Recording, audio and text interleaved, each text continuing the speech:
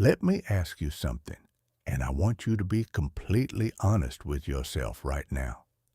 Have you ever walked out of a conversation and suddenly realized you agreed to something you never planned to agree to? Like you went in thinking one thing, and somehow you came out thinking the exact opposite, and you could not even pinpoint the moment it happened. Or maybe you have been in a situation where someone just walked into a room, a meeting, a dinner, whatever it was, and something about them shifted the entire energy. People leaned in, people listened, people trusted them almost instantly, and you sat there wondering, what is it about this person? What do they have that I do not? Here is the thing. That feeling you had, that confusion, that quiet frustration of watching someone else navigate the world with an ease you could not quite explain, that was not random, that was not luck. And honestly, it was not talent either. It was a code, a hidden system running beneath every conversation, every negotiation, every relationship you have ever been a part of. And the craziest part, it has been running your entire life, whether you knew about it or not. Today, we are going to crack that code wide open. We are going to walk through 15 laws that govern how human beings influence each other. 15 principles that have built empires, won arguments, created fortunes, and turned ordinary people into the kind of leaders that others follow without being asked. Some of these laws are going to feel like someone just handed you the answer to a question you have been asking for years. Others might genuinely make you uncomfortable because they are going to show you exactly how you have been influenced without your permission. But here is my promise to you. By the time we reach the end of this, you will never look at a conversation the same way again.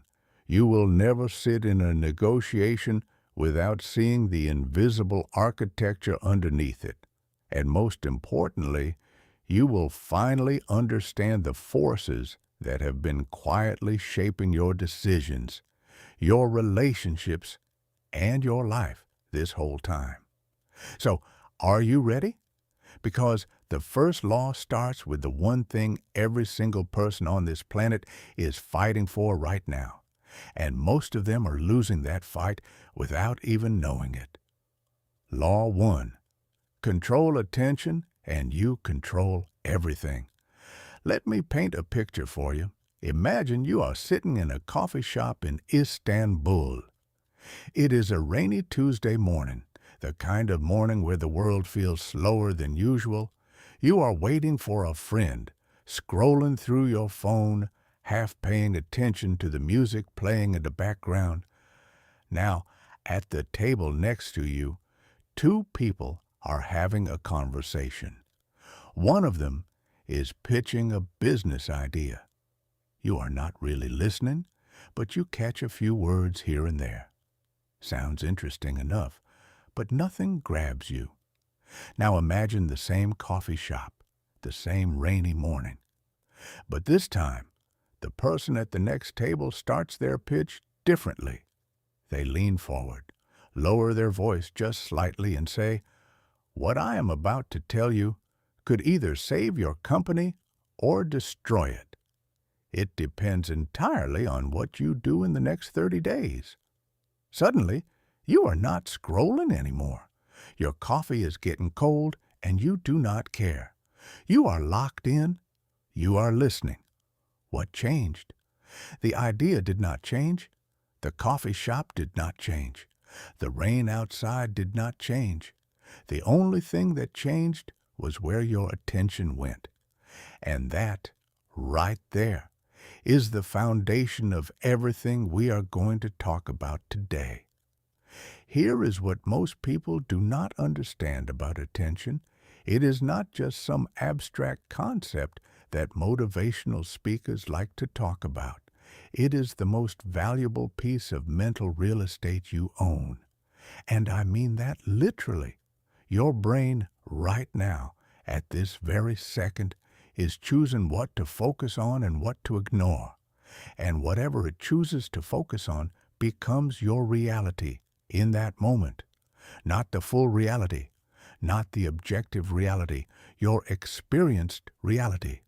The version of the world that your brain constructs based on where your spotlight is pointing. Think about that for a second. Two people can be standing in the exact same room, experiencing the exact same event, but because their attention is focused on different things, they are literally living in different versions of that event. One person walks out of a job interview thinking it went terribly because they noticed every pause, every hesitation, every moment where the interviewer seemed distracted.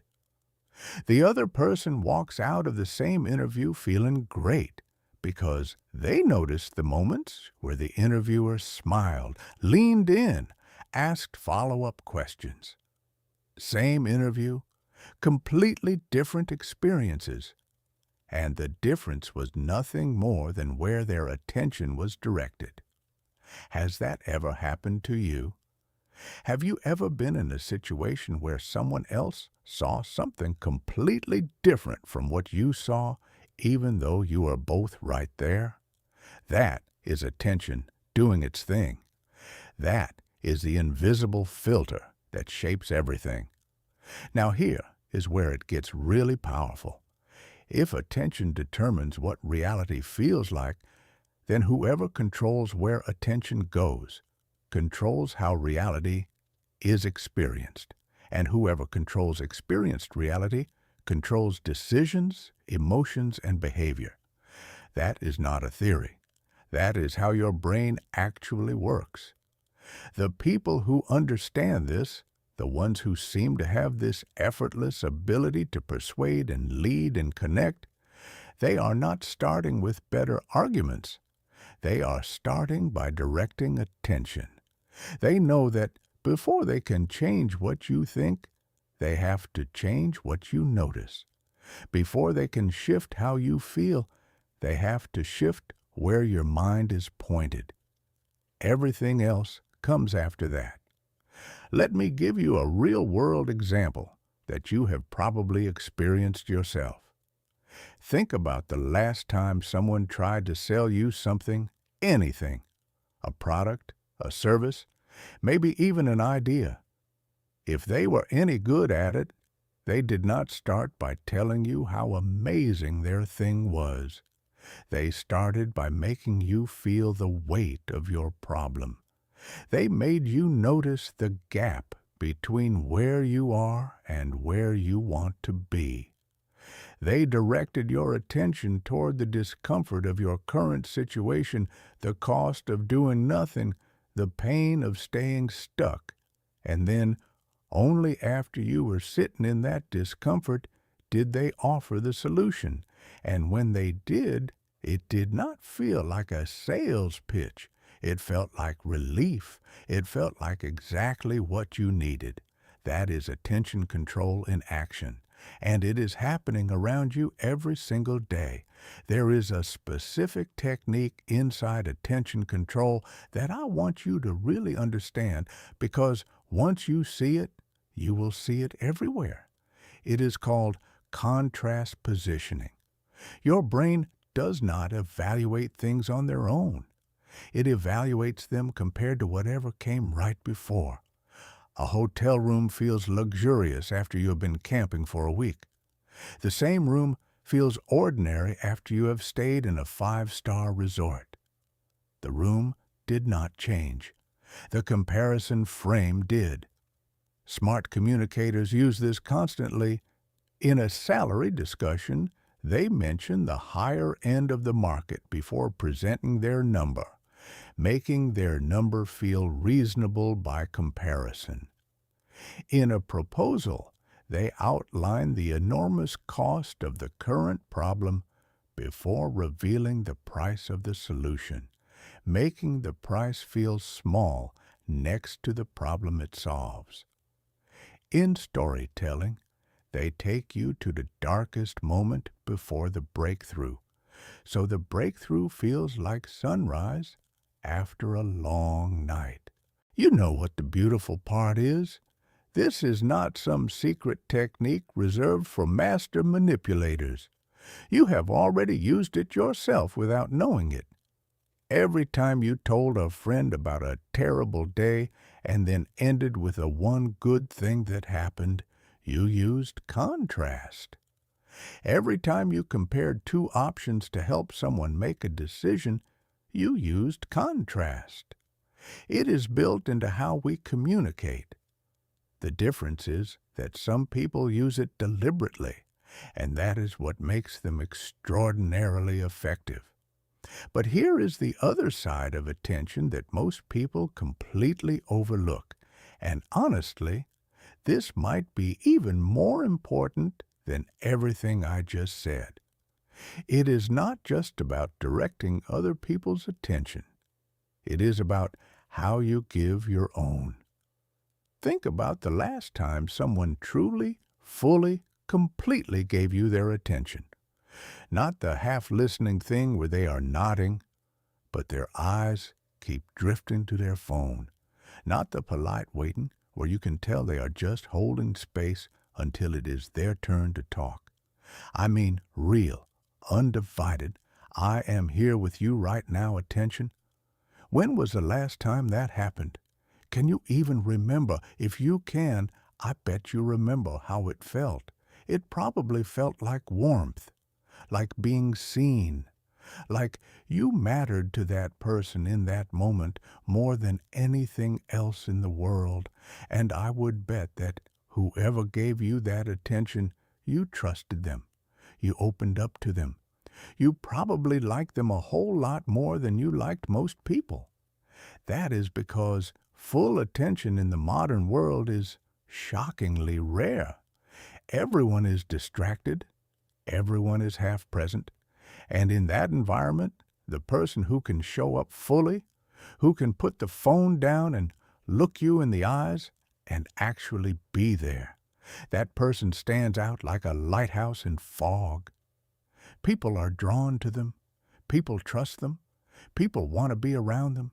And all they did was something that sounds simple, but that almost nobody actually does. They paid attention. So mastering this first law comes down to two things: learning how to guide where other people focus, and learning how to give your own focus as a gift. Both of these skills are the ground floor of everything we are going to build together. Because without attention, nothing else in this conversation matters. With it, everything becomes possible. Does that make sense so far? Good, because the next law builds directly on this one, and it is going to explain why some people seem to win before the game even starts. Law 2. Whoever sets the rules of the game wins the game. Here's something that took me way too long to figure out, and I really wish someone had told me this when I was younger. In almost every interaction you have, there is a game being played. Not a manipulative game, not necessarily, but a structure, a set of unspoken rules about what is being discussed, what matters, who has power, and what the possible outcomes are. Most people walk into conversations, negotiations, meetings, even casual hangouts, and they just accept whatever game is already set up. They play by the rules someone else made. And then they wonder why they keep ending up with outcomes that do not quite feel right. The person who sets the frame, who defines what the conversation is really about, has already won half the battle before a single argument is made. They have not cheated. They have not lied. They have simply decided what game is being played. And when you decide what game is being played, you have automatically eliminated every outcome that does not fit within your game. Has this ever happened to you? Have you ever been in a conversation where you felt like no matter what you said, you were on the defensive? Like you were always responding, always reacting, never quite in control of where things were going? That feeling, that is what it feels like to be inside someone else's frame. Let me give you a concrete example. Picture a job interview in a bright office in Chicago. The candidate walks in, sits down, and the interviewer starts asking questions. Tell me about your background. Why are you interested in this role? What makes you qualified? Standard stuff, right? But notice what is happening beneath the surface. The candidate has unconsciously accepted a frame that says, I am here to prove myself to you. You are the judge, and I am on trial. And from that position, everything they say is colored by the need to impress, to justify, to earn approval. Now, picture a different candidate in that same chair. They answer the first question or two warmly, and then they say something like, I appreciate that, and I would love to learn more about your side too. What does success actually look like in this role in the first year? What is the biggest challenge the team is facing right now? Feel the shift? Nothing confrontational happened. No one argued, but the entire dynamic just changed. This candidate is not just auditioning. They are evaluating. They are deciding whether this opportunity is right for them. And that subtle shift in frame changes how the interviewer perceives them. Suddenly, this is not someone hoping to get picked. This is someone choosing where to invest their talent. Same interview, completely different frame, completely different power dynamic. The mechanics of frame setting work through three main channels, and once I walk you through them, you are going to start noticing them everywhere. The first channel is language. The words you choose are the building blocks of your frame. Call a price an investment, and you have framed it as something that gives back. Call it a cost, and you have framed it as something that takes away. Call a setback a learning experience, and you have framed it as growth. Call it a failure, and you have framed it as evidence of inadequacy. These are not just word games. They genuinely change how the brain processes the information. They activate different emotional responses, and they steer conversations toward different conclusions. The second channel is what goes first. Whatever happens at the beginning of an interaction tends to set the standard for everything that follows. The first question asked defines the territory. The first number dropped in a negotiation becomes the anchor that pulls all subsequent numbers toward it. The first emotional tone expressed, whether that is warmth or tension or authority, becomes the baseline that everything else is measured against. This is why people who understand influence are obsessed with openings. They know that the first 30 seconds, the first statement, the first gesture, that is the frame move. Everything after that is just playing within whatever frame got set in those opening moments. The third channel is narrative. Every situation in life can be told as more than one story. The same set of facts can be a story of disaster or a story of transformation, a story of betrayal or a story of learning, a story of ending or a story of beginning. And the person who gets to decide which story is being told has enormous power over how everyone else interprets what is happening. Think about a startup that just lost its biggest client. The founder who stands in front of the team and says, "This is a serious blow, and I want to be honest about that. But here is what I also know. We have been too dependent on one client for too long, and this is the push we needed to diversify. Here is the plan. That founder has just set a frame. The facts have not changed. The loss is still real.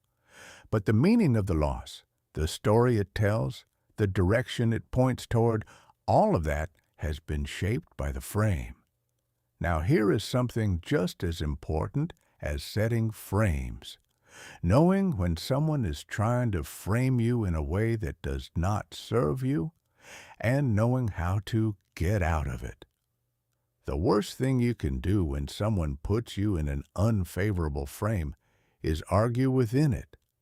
If someone frames you as defensive and you start defending yourself against the accusation of being defensive, you have just proven their point.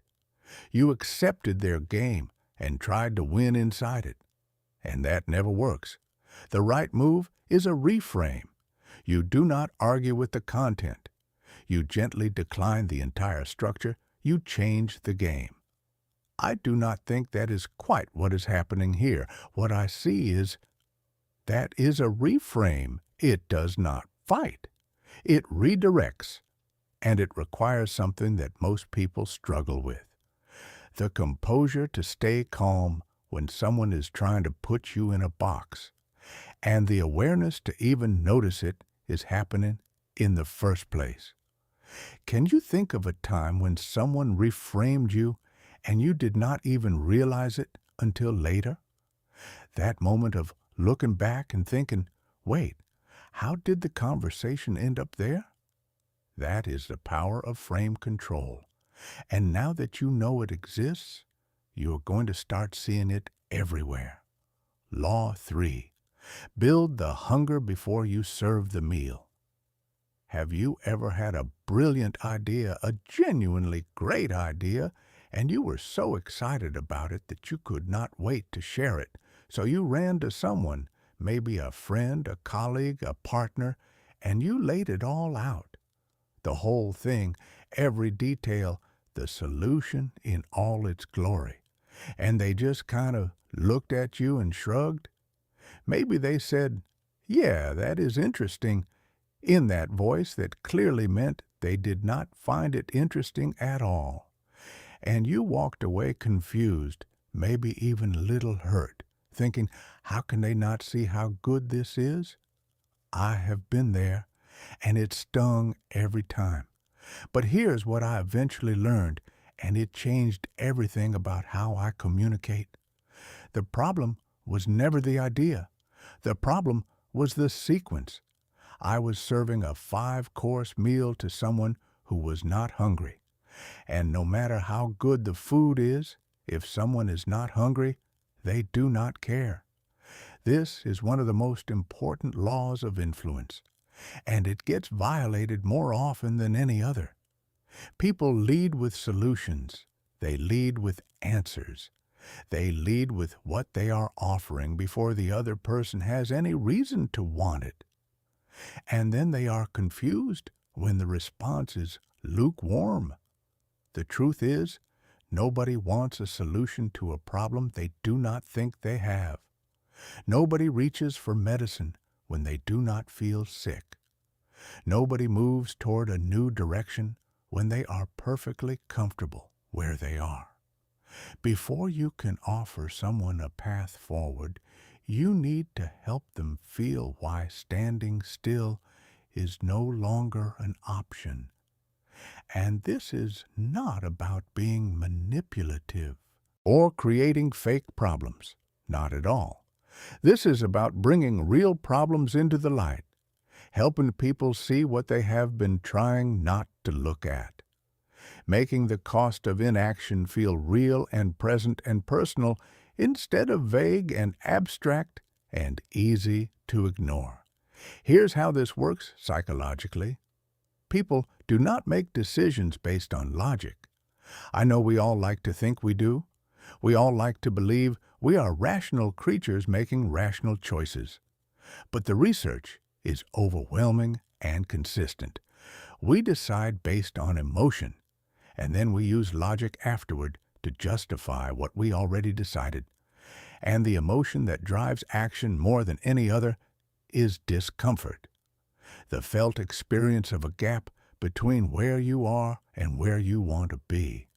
When that gap is vivid, when it is personal, when it keeps you up at night, you start looking for solutions.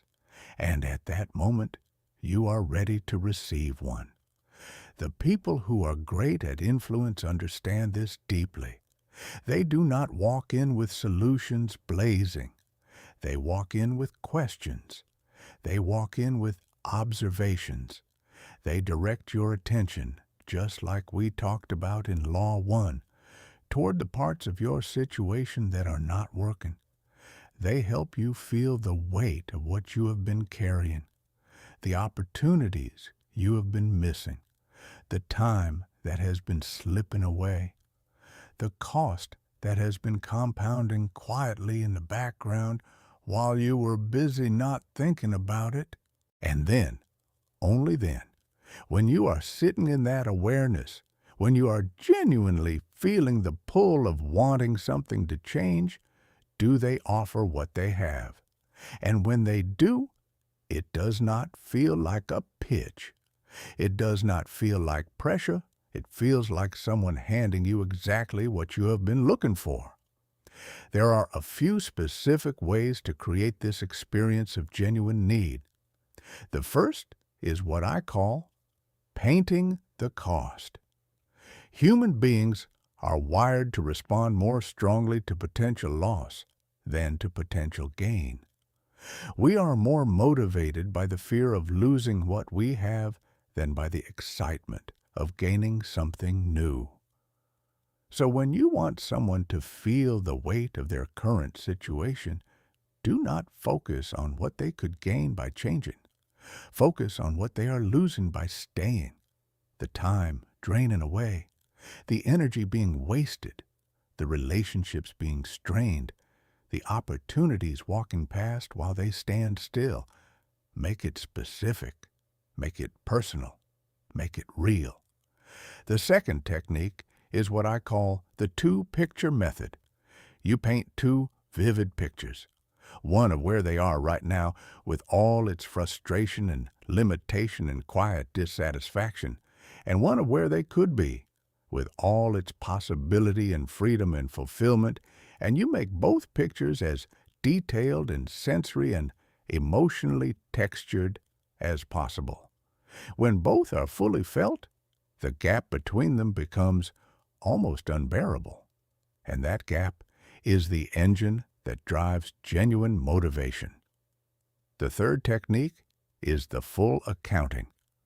Most people have a vague sense that something in their life is not quite right, but they have never actually sat down and tallied up the real cost, not just in money, but in energy, in lost opportunities, in health, in peace of mind, in the compound effect of all those costs stacking up over months and years. Walking someone through that full accounting, gently, respectfully, but honestly, is often the single most powerful thing you can do to prepare them to receive a solution with real openness. This law applies everywhere, not just in sales or formal persuasion.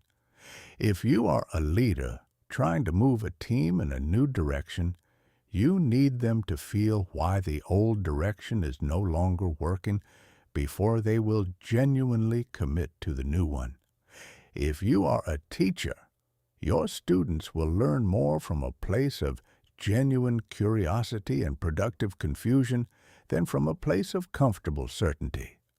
If you are in a relationship and you want something to change, naming the problem clearly and making it felt by both of you is what has to happen before any real conversation about solutions can begin. Build the hunger first. Make it vivid and felt and real.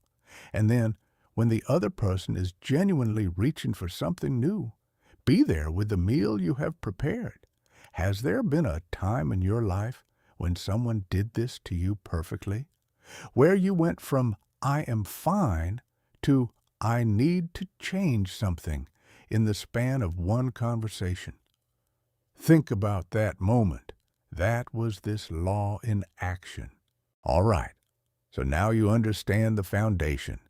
You know that attention is the gateway, that framing is the invisible architecture, and that hunger must come before the meal. But here's the thing. None of that matters if the person sitting across from you does not trust you. You can have the most brilliant argument in the world, the perfect frame, the most compelling story ever told. And if the other person does not feel safe with you, if something in them is not clicking with something in you, they will smile politely, nod their head, and forget everything you said the moment you walk away. So how do you build trust? Not the slow, years-long kind of trust, although that matters too. I am talking about the kind of trust that forms in the first few minutes of meeting someone, the kind that makes a stranger feel like a friend, the kind that opens doors before you even knock. That is what Law 4 is about, and honestly, this one might change how you interact with every single person you meet from this point forward.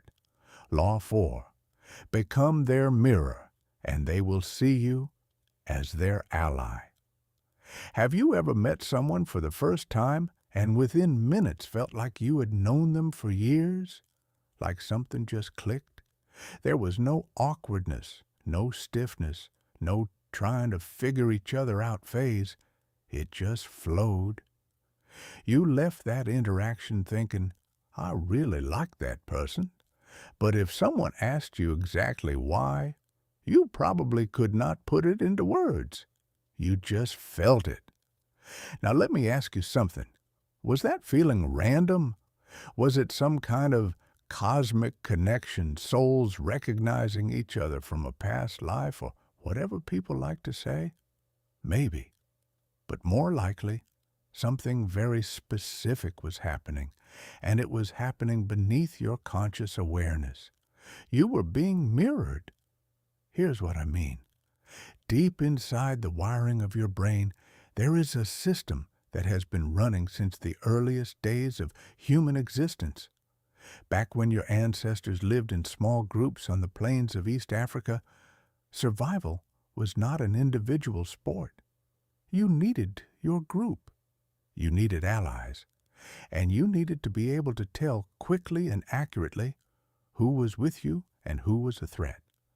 And one of the fastest signals your brain used to make that judgment was similarity. Does this person move like me, talk like me, react like me, share my rhythms? If yes, the ancient brain said, safe, one of us, trust them. Now the world has changed dramatically since those days. You are not scanning the savannah for threats anymore. You are sitting in a meeting room in London, or a cafe in Seoul, or a co-working space in Barcelona. But that ancient software, it is still running. You still instinctively feel safer with, more open to, and more influenced by people who seem like you. And you do this without being aware of it at all. The people who seem to have this magical ability to connect with anyone, to walk into any room and make people feel comfortable, to build rapport at a speed that seems almost unfair, they are not doing magic. They are, consciously or unconsciously, activating this ancient trust system. They are becoming mirrors. Let me break down how this actually works in practice, because it is more subtle than you might think. The first level is physical and behavioral. It is the matching of body language, posture, gestures, facial expressions, and energy level.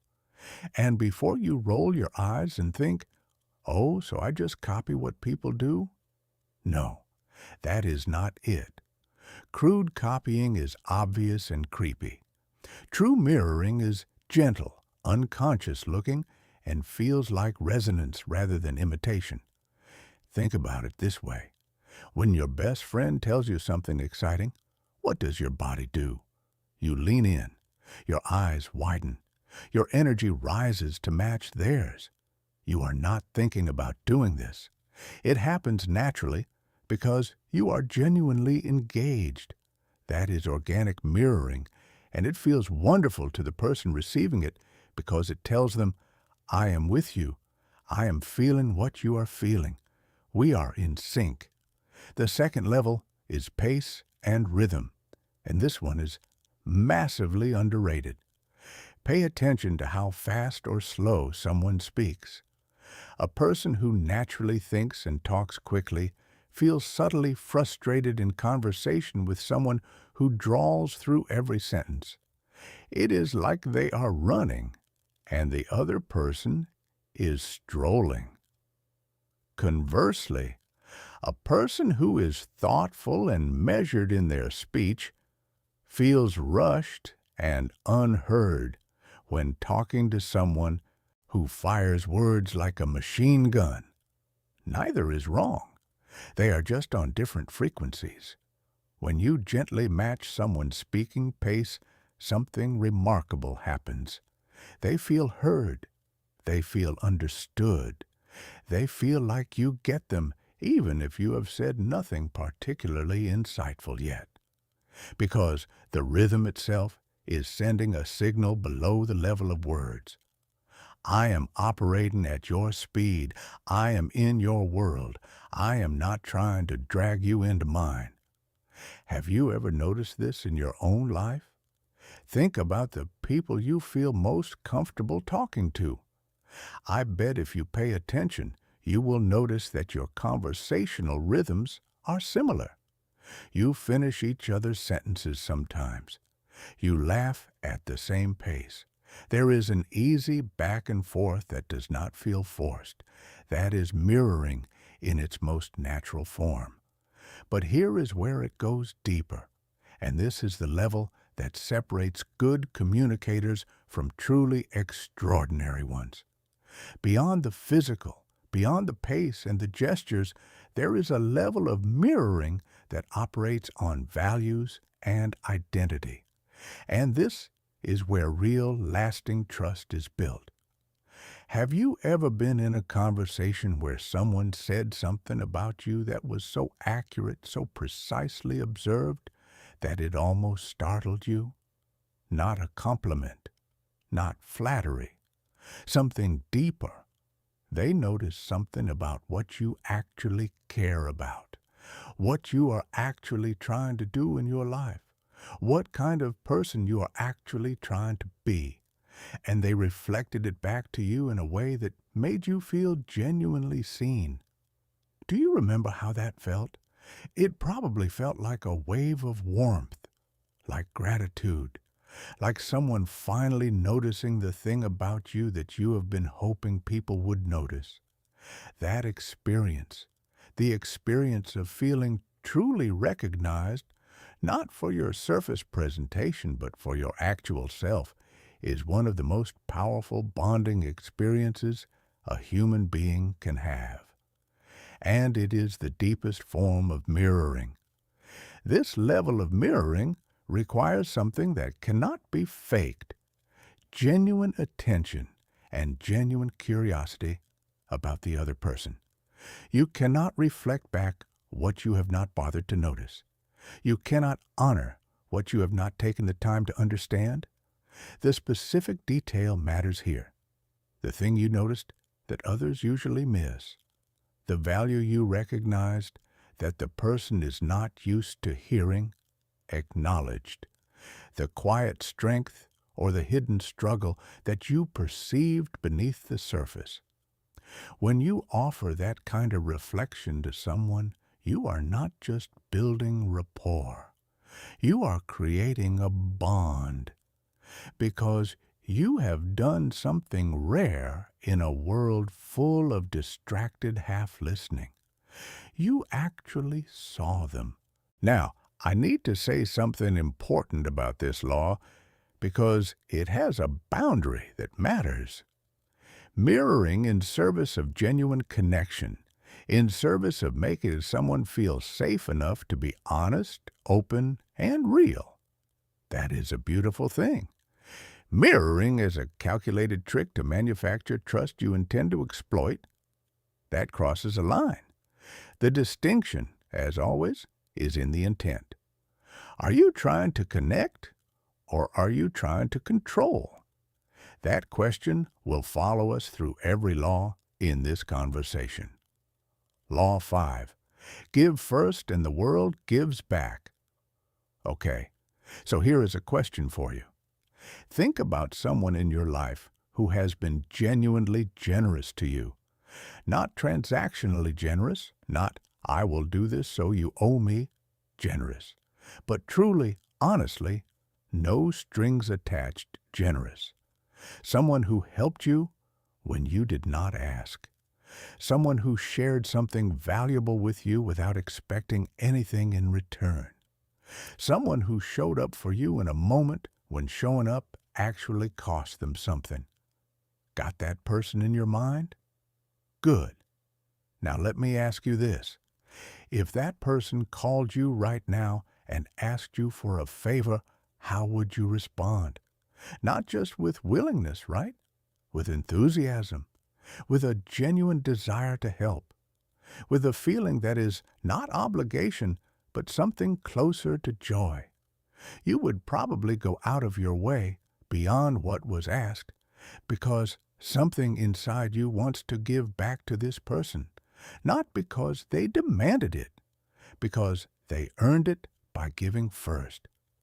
That right there is the law of reciprocity, and it is one of the oldest, most universal principles governing human social behavior. Across every culture, every historical period, every kind of society that has ever existed, this principle holds. When someone gives to you, something inside you pulls you to give back. It is not just politeness. It is wired into your nervous system. Human civilization was literally built on exchange, on the trust that what goes around comes around, and the violation of that trust, taking without giving, receiving without returning, creates a discomfort so deep that most people will go to extraordinary lengths to resolve it. But here is what separates the people who truly understand this law from the people who try to use it as a cheap trick. The amateurs use reciprocity like a vending machine. They put something in and they stand there waiting for something to come out. And when it does not come out fast enough, they get frustrated and resentful. I did all these nice things, and they did not even reciprocate. Sound familiar? The masters of reciprocity do not operate like that at all. They operate more like gardeners. They plant seeds everywhere. They water them. They are patient. They do not stand over each seed with a stopwatch waiting for it to sprout. They trust the process. They know that a life built on genuine generosity creates over time an ecosystem of people who genuinely want to support them, help them, open doors for them, and reciprocate in ways that could never have been planned or demanded. Let me paint this for you. Imagine a woman named Clara who works in marketing in a mid-sized firm in Amsterdam. Clara has a habit.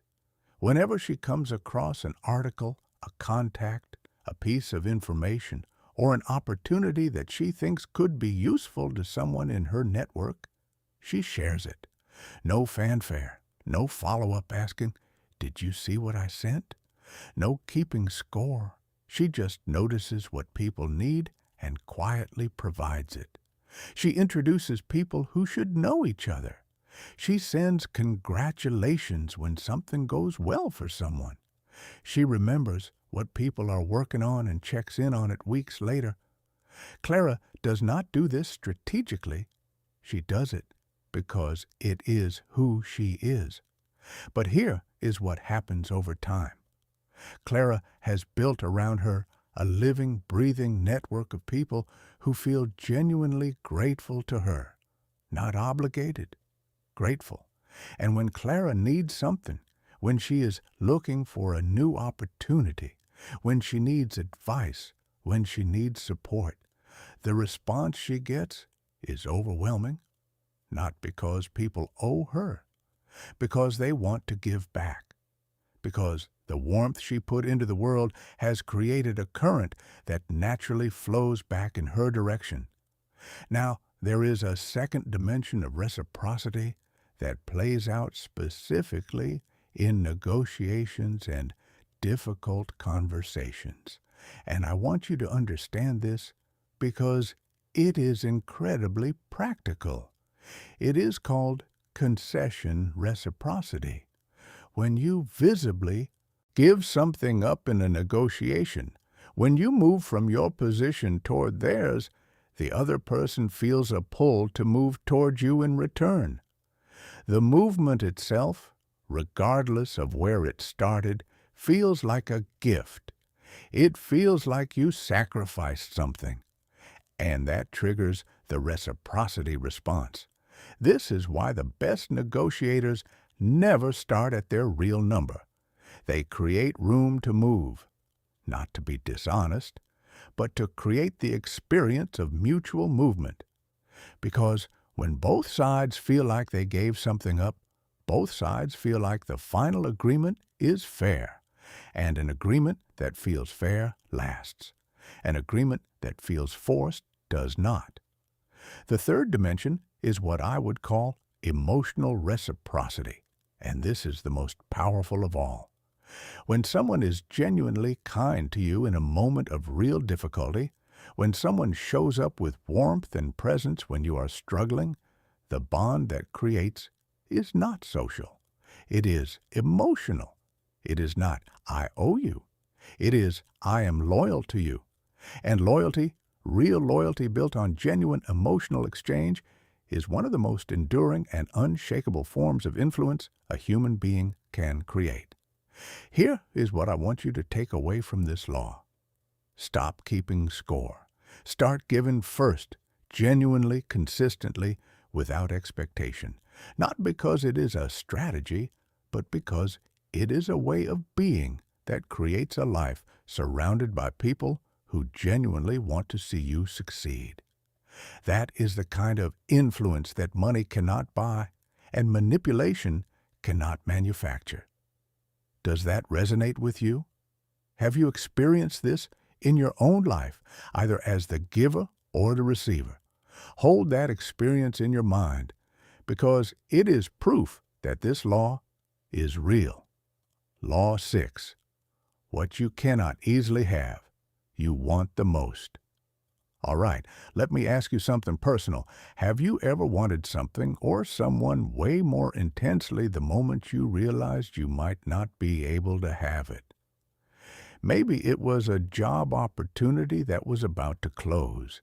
Maybe it was a limited edition of something you had been casually interested in.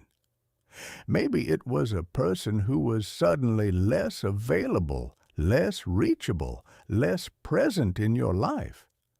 And the moment that scarcity registered, something inside you shifted from, that would be nice, to, I need that. Be honest. Has that happened to you? Because it has happened to literally every human being on the planet. And understanding why it happens gives you a remarkable advantage in how you navigate the world. This is the law of scarcity, and it operates with an almost mechanical consistency. What is rare is desired. What is abundant is overlooked. What is easily accessible is undervalued. What must be earned or waited for or competed for is wanted with an intensity that easy availability simply cannot produce. The psychology behind this is deeply connected to everything we have discussed. Remember how we talked about the brain being a comparison machine? It does not evaluate anything in isolation. It always compares, and the most powerful comparison of all is the one between having access and losing it. between something being available and that availability slipping away. When that shift happens, when something that was within reach starts moving beyond reach, the brain activates a kind of emotional alarm system. Suddenly, the thing is not just desirable, it feels urgent. The casual maybe someday becomes I need to act now. And this shift happens automatically, below the level of rational thought. You see this everywhere once you start looking. Limited time offers work not because they contain new information, but because they create the perception that an option is disappearing. Concert tickets feel more valuable when only a few remain. A restaurant with a 2-month waiting list must be extraordinary, right? A mentor who rarely takes new clients must be exceptional. The scarcity itself becomes evidence of value, whether or not the value is actually there. Now here is where this law gets really interesting for your personal life. And I want you to hear this, because it is one of the most practical things I will say today. Think about how you manage your own availability, not strategically, not as a game, but honestly. Are you the person who is always available, always reachable, always ready to drop everything for anyone? If so, you are communicating something whether you mean to or not. You are communicating that your time and attention are unlimited resources. And unlimited resources, by the logic of scarcity, are not highly valued. That is not a moral judgment. That is just how the brain processes availability. Now think about someone you know who is genuinely busy, who has real priorities and real demands on their time, but who, when they do give you their attention, gives it fully and warmly. How do you experience their time? You probably value it more. You probably prepare more for your conversations with them. You probably appreciate the time they carve out for you in a way that you do not appreciate the time of someone who is always available. Here is what this does not mean.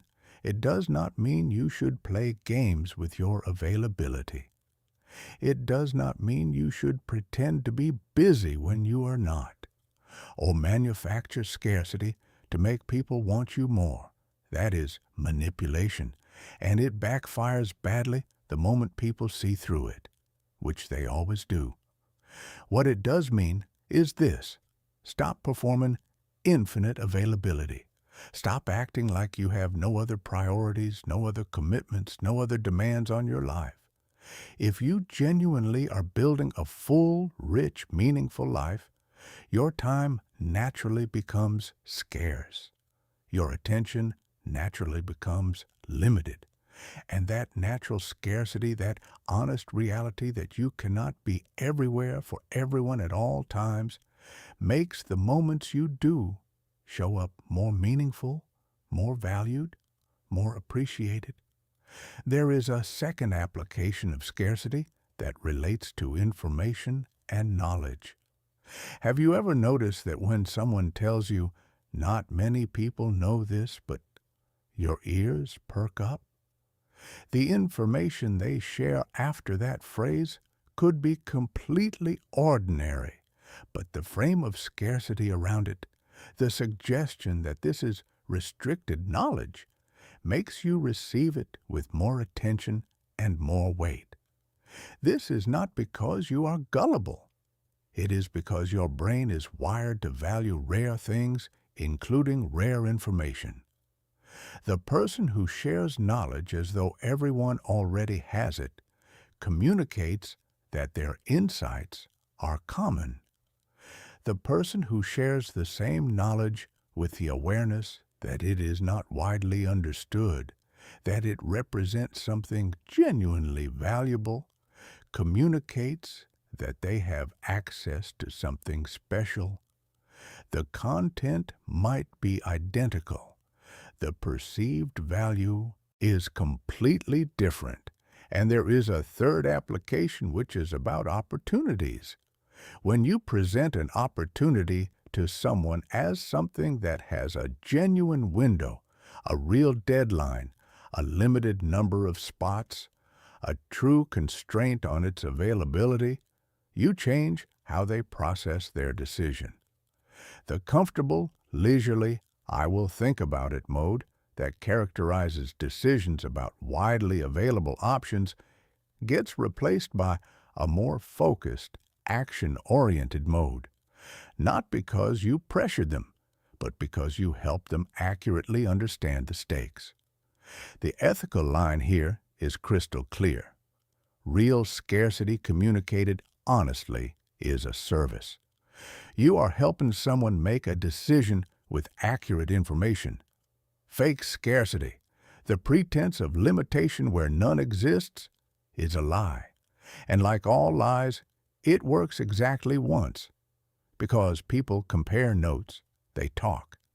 And the thing you told them was exclusively available turns out to be offered to everyone. And in that moment, you have not just lost the sale, you have lost their trust, and trust, once destroyed by manufactured scarcity, is almost impossible to rebuild. So here is the takeaway. Live a full life. Have genuine priorities. Give your time and attention and knowledge generously but honestly. Do not pretend to be scarce, but do not pretend to be infinitely available either. Let the natural limits of your life speak for themselves. And when you do show up, when you do share, when you do offer something, let it carry the weight of genuine value because it will be received that way. Have you caught yourself undervaluing something because it was too easily available? Or wanting something more desperately the moment it seemed out of reach? That impulse lives in all of us. The question is whether you will let it run you unconsciously, or whether you will understand it well enough to work with it deliberately. Good. Because we are halfway through, and the laws ahead are about to get even more powerful. The next one is about something people spend years chasing and most never quite achieve. Genuine authority. Not the kind that comes from a title on a door, but the kind that comes from who you are when the pressure is on. All right, welcome back. We have covered some serious ground so far.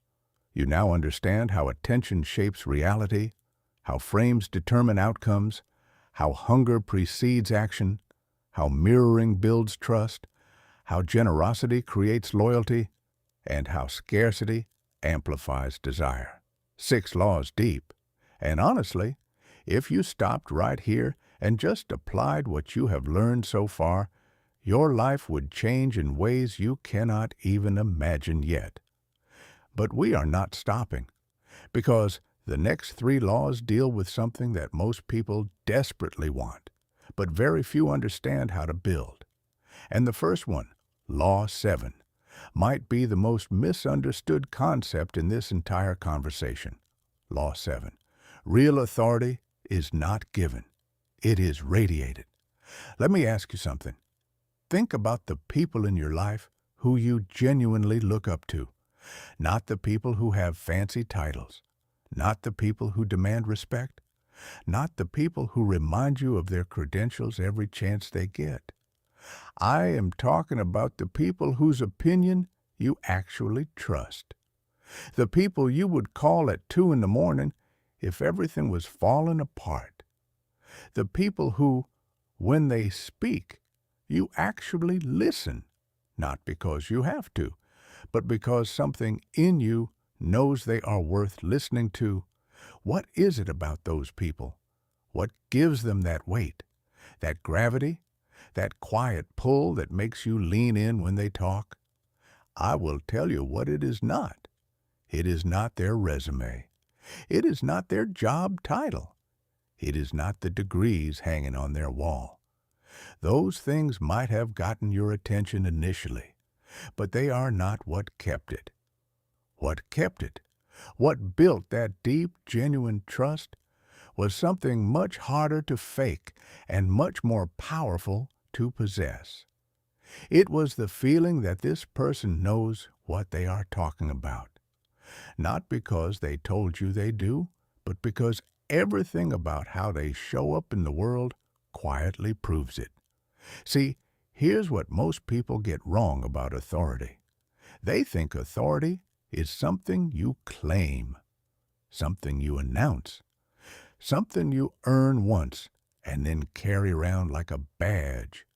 But real authority, the kind that actually moves people, the kind that makes others follow you not out of obligation but out of genuine belief, that kind of authority is not claimed. It is communicated through signals, through patterns, through the accumulated evidence of who you are when it matters. And those signals operate whether you are aware of them or not. So let me walk you through the ones that matter most, because once you understand them, you can start building genuine authority in every area of your life. The first signal is what I call the language of certainty. Pay attention to how people talk when they really know their subject versus when they are faking it. The person who genuinely understands something speaks with a specific kind of clarity. They do not hedge every sentence with maybe and sort of and I think possibly. They say, here's what is happening, here's why, here's what to do about it. There is a directness, a precision, a lack of unnecessary filler that communicates competence before a single credential is mentioned. Now, I am not saying you should fake confidence you do not have. Fake confidence is like a cheap suit. It looks okay from a distance, but up close, everyone can see the stitching coming apart. What I am saying is that many genuinely competent people accidentally undermine their own authority by overqualifying everything they say. They know so much about the complexity of their subject that they load every statement with caveats and disclaimers until the listener has no idea what they actually think. Has that ever been you? Have you ever known exactly what needed to happen in a situation but presented it so carefully, so wrapped in, well, it depends, and there are many factors, that the person you were talking to walked away more confused than when they started? If so, you are not being humble. You were burying your authority under unnecessary hedging, and the person who needed your guidance did not get it.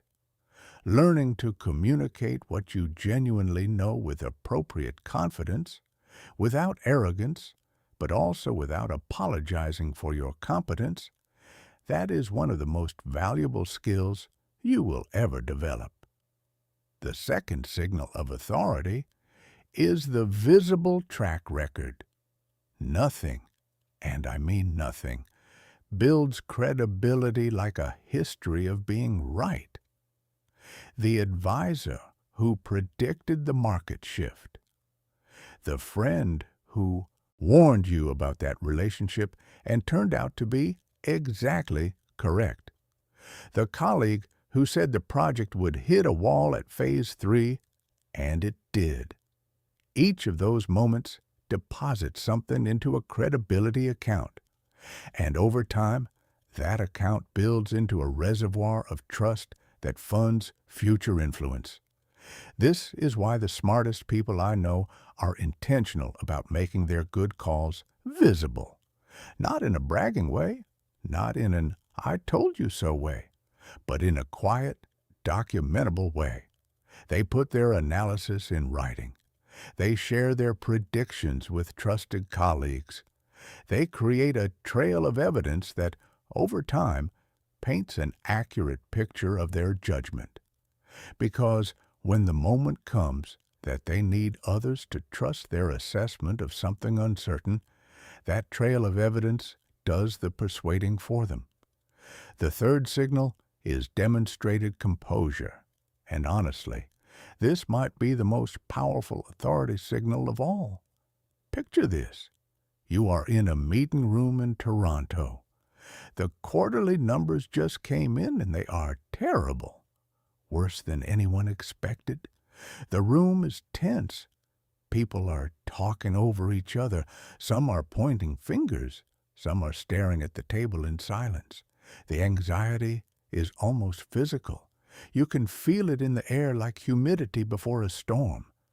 And then one person speaks, not loudly, not urgently, calmly, clearly. They acknowledge the situation without minimizing it. They name the key issues without panic. They outline a path forward with measured confidence. They do not pretend everything is fine, but they also do not spiral into the collective anxiety that has gripped the room. What happens in that moment? Everyone turns toward that person. Everyone listens. Everyone follows. Not because of their title, not because of their credentials, because in a moment of crisis, they demonstrated the one thing everyone else was searching for, the calm certainty that signals, I have been here before, I know this territory, follow me. That is authority at its most raw and its most real, and it cannot be faked, which is precisely why it is so powerful. You either have the inner steadiness to hold complexity without visible distress, or you do not. And the good news is that this quality can be developed. It is built through experience, through having navigated difficult situations before, through having survived your own worst moments and come out the other side knowing that you can handle more than you thought. So, here is what I want you to think about. What is your authority built on? Not the title on your business card, not the degree on your wall. What is the lived evidence that you know what you're talking about? And are you communicating that evidence clearly, or are you accidentally hiding it behind false modesty and unnecessary hedging? Because the world does not need more people pretending to have authority they lack, but it desperately needs more genuinely competent people who are willing to show up and own what they know. Law 8. The best influence feels like freedom. Okay, I need you to think about something for me. Have you ever been told you have to do something, and even if it was something you actually wanted to do, the moment someone said you had to, something inside you resisted? Maybe it was a parent telling you to clean your room when you were already planning to. Maybe it was a boss assigning you a project you would have volunteered for if they had just asked. Maybe it was someone giving you an ultimatum in a relationship, demanding something you would have freely given if they had approached it differently. That resistance, that pushback you feel when someone tries to remove your sense of choice has a name. Psychologists call it reactance, and it is one of the most powerful and most universal forces in human psychology. It crosses cultures, crosses personalities, crosses age groups. Tell a teenager they cannot see someone and watch that person become irresistible. Tell an adult they have no choice and watch them find one just to prove they can. Reactance is the number one enemy of influence. It is the wall that goes up the instant someone feels pushed. And the biggest mistake that amateur influencers make is pushing directly and obviously toward the outcome they want, which triggers exactly the psychological force that pushes back against them. So, what is the alternative? How do you move people toward a direction without making them feel forced? The answer is elegant and simple, and it is happening to you far more often than you realize. It is the architecture of choice. Think about the last time you went to a restaurant. You sat down, opened the menu, and chose your meal. You experienced that as a free choice, right? And in a real sense it was. Nobody told you what to order. But consider this. Someone designed that menu. Someone decided which dishes would be listed in what order, with what descriptions, at what prices. Someone decided what would be highlighted as the chef's special. Someone decided the visual layout that draws your eye to certain items before others. You were making a genuine choice, absolutely, but you were making it within a structure that someone else designed. That is the architecture of choice. And it is everywhere. The layout of a supermarket, the order of options on a website, the agenda of a meeting, the way a doctor presents treatment alternatives. In each case, you are choosing freely. And in each case, the environment in which you are choosing has been carefully shaped by someone who understands that the design of the choice environment matters as much as the choice itself. In personal interactions, this principle takes a very specific and very practical form. Instead of asking someone whether they want to do something, you ask them how they want to do it. Instead of, "Do you want to meet this week?" you ask, "Would Tuesday morning or Thursday afternoon work better for you?" Instead of, "Should we go ahead with this?" you ask, "Would you like to start with the budget piece or the timeline?" Each of these questions contains an embedded assumption that the primary decision has already been made. The conversation has moved to implementation details where genuine choice is both real and welcomed. And the person choosing between those options experiences themselves as fully autonomous because they are. But here is the deeper technique within this law, and it is the one that truly separates the masters from everyone else. It is what I call the self-spoken commitment. People follow through on things they feel they chose far more reliably than on things they feel were chosen for them. This is so consistent, it is almost a law of physics for human behavior. When a decision feels like my decision, I own it, I defend it, I follow through on it. When a decision feels like it was imposed on me, I comply grudgingly if at all, and I abandon it the moment the pressure lifts. The implication for influence is profound. The most effective influencers often do not tell people what to think or what to do. They ask questions, carefully designed, thoughtfully sequenced questions that lead the other person to arrive at the desired conclusion in their own words. And when a person says the thing themselves, even if they were gently guided to that saying, they experience it as their own insight, their own conviction, their own commitment. And that sense of ownership creates a durability of follow-through that no amount of external pressure could ever achieve. Have you ever been in a conversation where someone asked you a series of questions, and by the end, you felt like you had figured something out on your own, only to realize later that they had been guiding you there the whole time? That is this law in action. And the beautiful thing is, it does not feel like manipulation. It feels like clarity. It feels like you finally saw something that was there all along. Because the deepest influence, the kind that really lasts, is the influence that feels like freedom. Law 9. The right thing at the wrong time is the wrong thing. Let me tell you about a moment I think almost everyone can relate to. You have something important to say. Maybe it is feedback for a colleague. Maybe it is a difficult truth for someone you love. Maybe it is a big idea you want to pitch, and it is good. It is the right thing. You know it in your gut, so you say it. You deliver this perfectly crafted, completely correct message, and it lands with a thud. Nothing. Silence. Or worse, resistance. And you stand there thinking, but I was right. How did that not work? I will tell you how. You were right about the what. You were wrong about the when.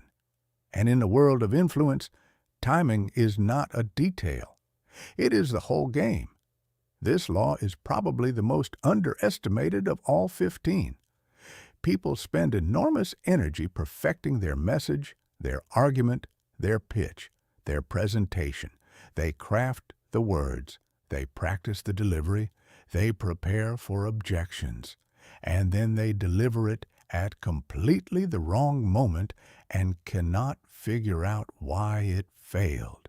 Timing operates on 3 levels, and I want you to understand all 3 because they will change how you approach every important conversation for the rest of your life. The first level is the moment within a conversation. Every conversation has a rhythm. There are moments of openness and moments of guardedness. Moments when the other person is leaning in and moments when they are pulled back. Moments when their defenses are down and moments when they are braced for impact. The skill is learning to read those moments and to deliver your key message not when you are ready to say it, but when they are ready to hear it. This is so simple and yet so hard for most people because the moment you are ready to say something important, the impulse to just say it is almost irresistible. You have been holding it. It is burning in your chest. You want it out. But the person across from you is still defending the position they just stated, or they are distracted, or they are not yet in a state to receive what you are offering. And if you push it out in that moment because you cannot wait, it bounces off them like a rubber ball off a concrete wall. The masters of timing know how to wait. They know that the right moment often comes after a pause, after the other person has fully expressed themselves, after a question has been asked that signals openness, after the emotional temperature of the conversation has shifted from defensive to curious. They hold their message like a surfer holds their position, waiting not for any wave, but for the right wave. And when it comes, they ride it with precision. The second level is timing across relationships. There are things that are appropriate to ask early in a relationship and things that are appropriate to ask only after trust has been deeply established. A request that feels perfectly natural from a close friend of 10 years feels presumptuous from someone you met 3 weeks ago. Feedback that would be welcomed from a mentor who has earned your trust feels like an attack from someone who has not. The people who get this wrong are the ones who rush. They try to accelerate the timeline of a relationship beyond what the relationship can bear. They ask for big things before the foundation of trust can support the weight. And the relationship cracks, not because the request was unreasonable, but because the timing was premature. Have you ever had someone ask you for something that felt too soon? Where the request itself was fine, but something about it felt off, and you realized the discomfort was not about what they asked, but about the fact that you did not feel close enough to them yet for that kind of ask. That feeling is your internal timing sensor telling you that the relationship has not yet reached the stage where that exchange feels natural. The third level is the broadest and perhaps the most strategic. It is timing in relation to circumstances and context. There are moments in the life of a team, an organization, a community, a market, when the ground is ready for a particular idea. And there are moments when the exact same idea, no matter how good it is, will find no purchase because the conditions are not ripe. Think about a new initiative being proposed to a company. If it comes right after a major success, when confidence is high and resources are flowing, it is received with enthusiasm and openness. The same initiative proposed right after a painful failure, when everyone is risk-averse and licking their wounds, meets resistance and skepticism. The idea did not change. The readiness of the environment did. The person who can read the readiness of an environment, who can sense when the soil is fertile and when it is frozen, and who has the patience, the genuine patience, to wait for the right season rather than forcing a premature planting, that person has a strategic advantage that most people never develop because it requires the one thing that most people are unwilling to tolerate: doing nothing, waiting, holding still when every instinct screams to move. The counterintuitive heart of the timing principle is that it often demands inaction when action feels most urgent. Hold your position when the pressure to move is crushing. Wait for the question before offering the answer. Let a silence stretch past the point where it becomes uncomfortable. Because in that discomfort, in that waiting, something is opening that would not open if you rushed to fill the space.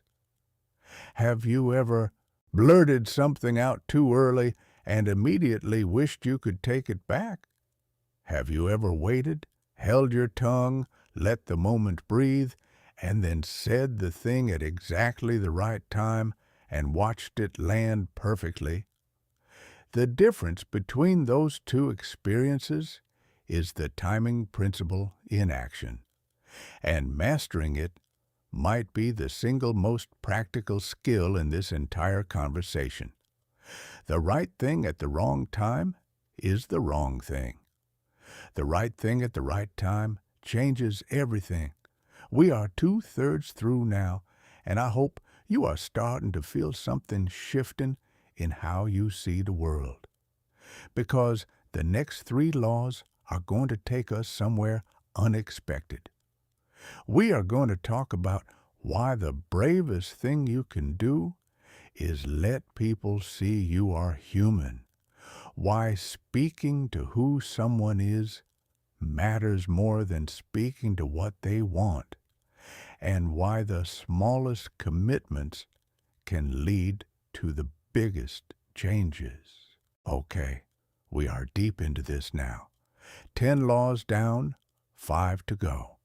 And if the first 9 were about understanding the mechanics of influence, the next 3 are about understanding the soul of it. Because the laws we are about to explore are not just techniques. They are truths about what it means to be human. And when you understand them, you do not just become more influential, you become more real. And real, as you are about to discover, is the most powerful thing you can be. Law 10. The courage to be seen is the ultimate power move.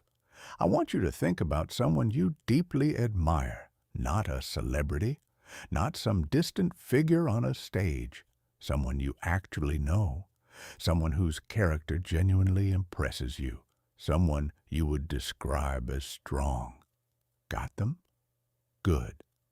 Now I want you to think about what specifically makes them strong in your eyes.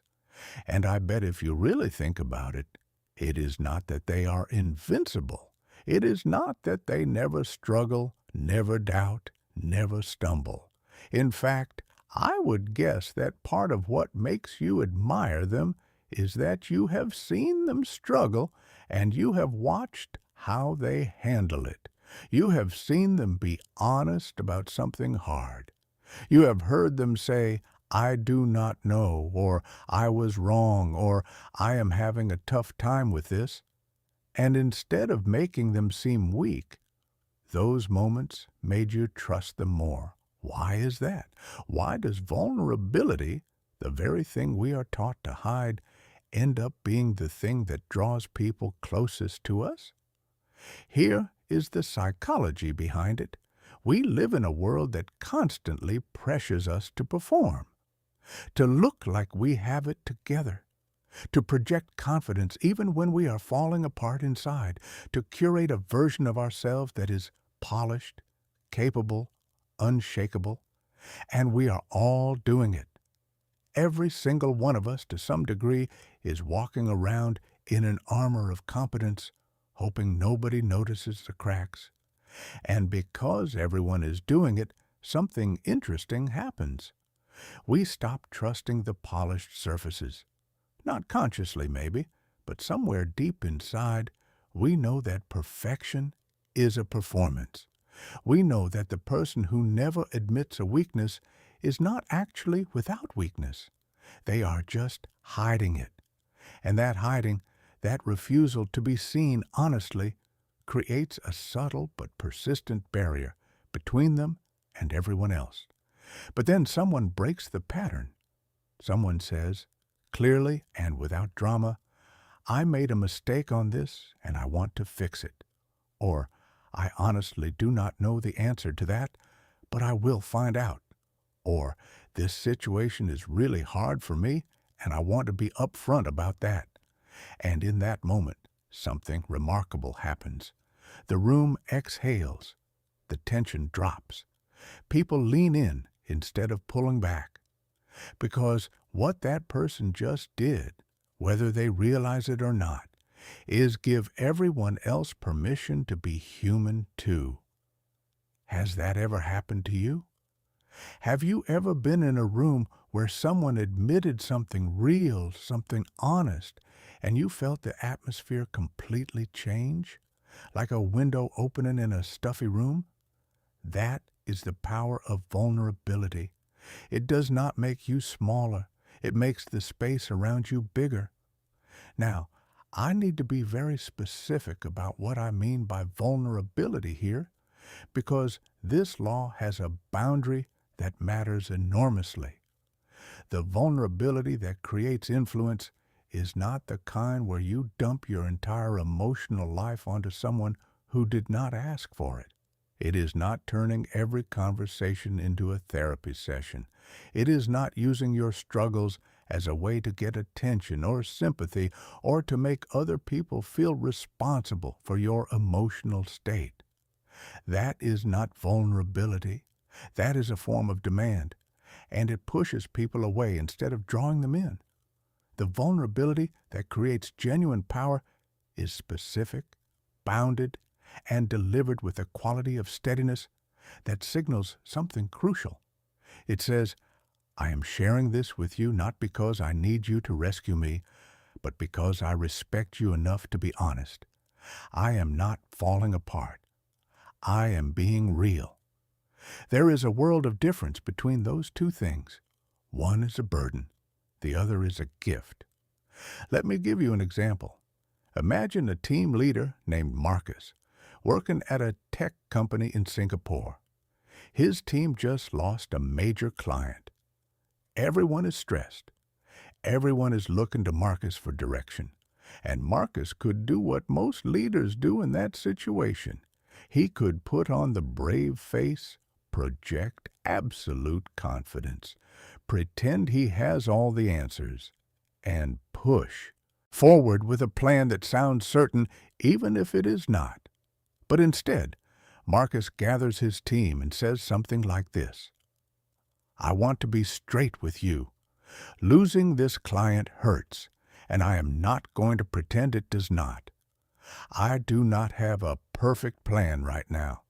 What I do have is a clear sense of what went wrong, a team that I genuinely believe is strong enough to come back from this, and my full commitment to figuring this out together. I need your best thinking and your honest input.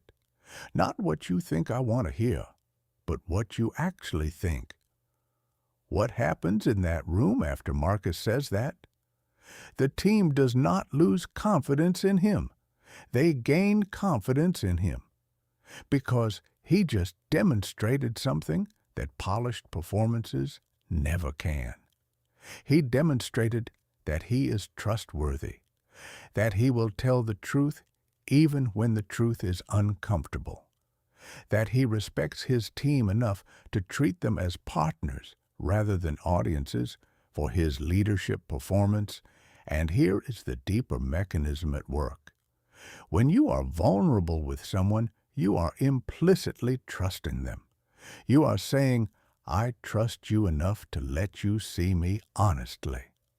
And being trusted activates something powerful in the person receiving it. It activates the desire to be worthy of that trust. It activates their own honesty, their own openness, their own willingness to show up as real rather than performed. Vulnerability begets vulnerability. Honesty invites honesty. And the space that is created between two people who are both willing to be genuinely seen is the space where the deepest trust, the deepest connection, and the most enduring influence are built. So let me ask you something honestly. When was the last time you let someone really see you? Not the curated version, not the highlight reel, the actual you, with doubts and uncertainties and imperfections included. If it has been a while, consider this. The very thing you are afraid to show might be the thing that would draw people closest to you. Because in a world full of performances, the person who dares to be real is the one nobody forgets. Law 11. Speak to who they are and you will move them where they need to go. All right, this law is subtle but incredibly powerful, and I think it is going to reframe how you think about motivation entirely. Here's a question for you. Why do you do the things you do? And I do not mean the surface reasons, not because my boss asked me to or because I needed the money. I mean the real, deep, core reason, the one that sits beneath every major decision you have ever made. Here is what I have come to believe after years of watching how people actually operate. People do not just want things. They want to be certain kinds of people, and the things they chase, the choices they make, the hills they are willing to die on, most of it is in service of an identity they are trying to build or protect. Think about it. The person who works 80-hour weeks is not just chasing a promotion.